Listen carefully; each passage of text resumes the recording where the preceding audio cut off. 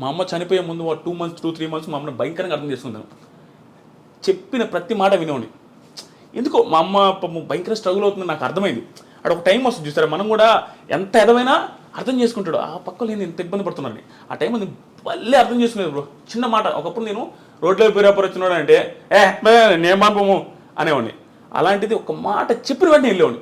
మా అమ్మకి భలే నేను ఒక్కని ఎంత బాగా వింటున్నాడు అనే ఫీలింగ్లో ఉండేది. కానీ సడన్గా చేసుకునేసరికి మాకు ఎవ్వరికి అర్థం కాదు. అది ఎట్లా అంటే బాత్రూమ్ రేకులు బాత్రూము, మా అమ్మ 5.7 5.8 ఉంటుంది, ఆ ఎత్తు 5.9 ఉంటుంది అంతే ఆ బాత్రూమ్. అంటే మనిషి ఊరేసుకొని ఏలాడాలంటే కాలు తగులుతుంటాయి. ఎలా ఎంత ఇబ్బంది పడి ఊరేసుకున్నదని మాకు ఇప్పటికీ ఆశ్చర్యం అనిపిస్తుంది. ఎంత పెయిన్ ఉంటే బాధపడద్దని. ఈ సుత్తి అంతా నేను ఎందుకు చెప్తున్నా అంటే సుత్తి కాదు, చాలా మందికి ఇది ధైర్యాన్ని ఇవ్వాలి నాకు.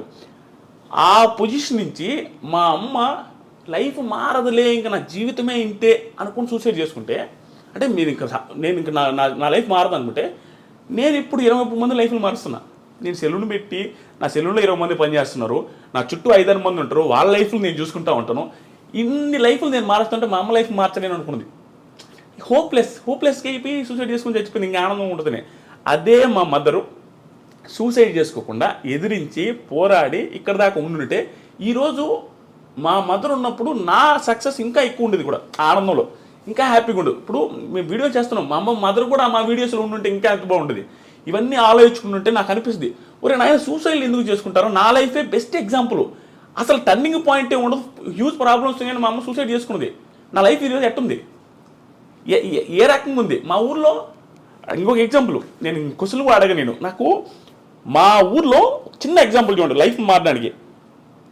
నేను జస్ట్ ఒక ఇంగ్లీష్ మాట మాట్లాడితే యా అన్న ఒకరి ముందు ఏదో అడిగితే యా అంటే మేము కానీ మెతుకులేదు కానీ ఇంగ్లీష్ రా నీకు అన్నారు. నేను 10th చదివేటప్పుడు ఆ పొజిషన్ అట్లా ఉండేది మాకు. ఆ రోజు నుంచి నా దగ్గర అప్పు తీసుకుని 10,000 ఎగ్గొట్టారు. అది అక్కడ దాకా వచ్చి ఇవన్నీ మా అమ్మ చూడలే అయిపోయింది. ఇప్పుడు ఇంట్లో వాళ్ళకి ఎట్ట బ్రో, పల్లెటూరు ఆడవాళ్ళకి ఎట్ట, మా కొడుకు 30,000 శాలరీ అయితే 50 చెప్పుకుంటారు, అదే వాళ్ళకి ఆనందం. ఇవన్నీ మా అమ్మ చూడలేకపోయింది. ప్లస్ బంగారం ఉండేది లేదు, ఏ పెళ్ళిళ్ళకి పోయినా మా అత్తోళ్ళ దగ్గర తీసుకుని పోయేది. ఆ పొజిషన్ నుంచి ఈరోజు ఏమైనా కొనిచ్చే పొజిషన్ చూడలేకపోయింది. అందుకని ఆవేశపడకూడదు మనిషి.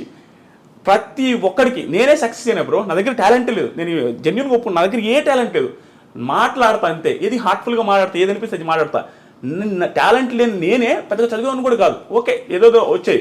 అలాంటి పర్సన్ నేనే సక్సెస్ అయిపోయి నా లైఫ్ మా ఫ్యామిలీ లైఫ్ మార్చేస్తే ఎంతోమంది బీభత్సమైన టాలెంట్ ఉంటుంది, వాళ్ళు ఎందుకు చచ్చిపోవాలా, వాళ్ళు ఎందుకు సూసైడ్ చేసుకోవాలి, నాకు అర్థం కాలే. నువ్వు వెయిట్ చేయి. బిగ్ బాస్ బిగ్ బాస్ చాలా మంది ఆ షోని తిట్టుకుంటూ ఉంటారు, ఇప్పుడు తెలియదు ఉంది అది ఒక షోనా అంటారు.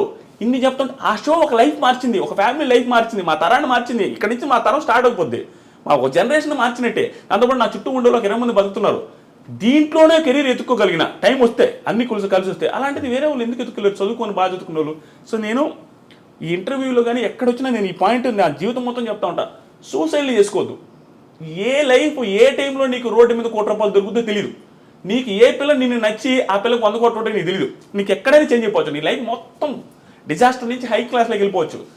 ఆ హోప్ ఉంచుకోండి, ఎవడు చచ్చిపోవద్దు. నీకు నిజంగా చచ్చిపోవాలనిపిస్తే, నీకు అసలు నీ పరిస్థితి బాగాలేదంటే ఆకలితో చచ్చిపోయి కావాలంటే ఇది వెయిట్ చేయి లాస్ట్ రోజు దాకా ఏది దొరకపోవచ్చు, నువ్వు ఎట్టగా చచ్చిపోతావు. అంటే నీకు నువ్వు చచ్చిపోవాల్సిన అవసరం లేదు, నువ్వు తట్టుకోలేకపోతే అది ఆటోమేటిక్గా అయిపోద్ది. చచ్చిపోవద్దు, అది నేను అనుకునేది. ఆ పొజిషన్ నుంచి ఈ పొజిషన్ దాకా వచ్చి చూసారా, నేను ప్రతిసారి చాలామందికి చెప్పేది అంటే, నేను నా ప్రాబ్లమ్స్ ప్రతిసారి చెప్తుంటా.